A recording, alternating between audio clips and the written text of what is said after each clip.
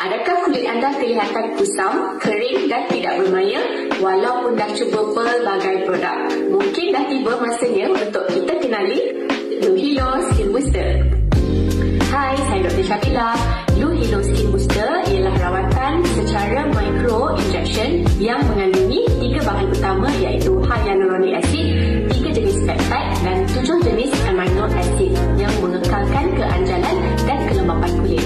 Bila usia kita semakin meningkat, ketiga-tiga ingredient semula jadi ini akan berkurangan. Ini yang membuatkan kulit kita nampak kusam dan juga nampak tua.